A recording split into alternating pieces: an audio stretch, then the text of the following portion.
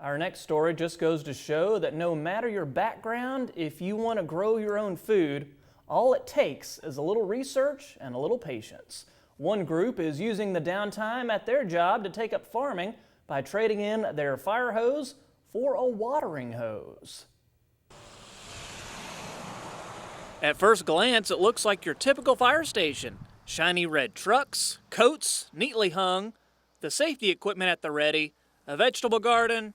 Wait, what was the last one?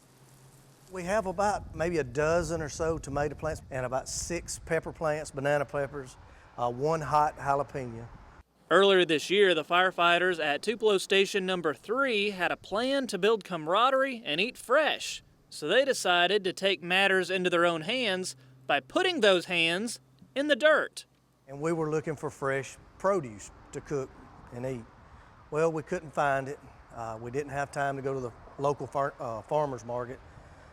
So we decided that we would start growing some tomatoes and some peppers, things that we like, on our own. It's been good to us so far.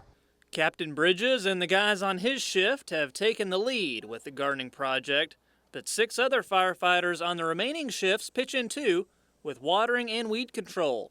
It's been a rewarding time, but not without challenges that any novice can relate to. One of the problems we had was we didn't have any rain, then we got a lot of rain, which made the tomatoes bust. And that was one of the biggest questions that people would come and ask us, why is the tomatoes busting so much? And to be honest with you, I didn't know. We had to research it and kind of find out, so it was a learning experience for everybody. That research has also led to an unexpected hobby that would make Grandma proud. I think all of us as grandparents and mothers and fathers had always canned stuff over the years, but you really don't pay attention to it till you don't have that anymore. So we've been trying to learn a little bit about the art of canning and pickling and jellies, jams.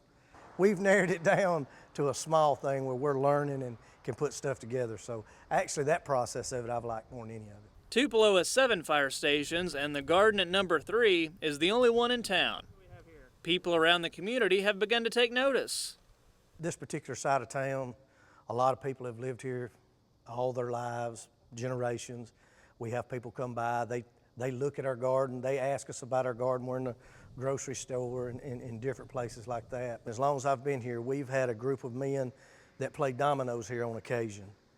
And I think those men try to tend to it when they come up here, because most of the time they'll come late in the afternoons, and every single one of them will walk through that garden and they love it.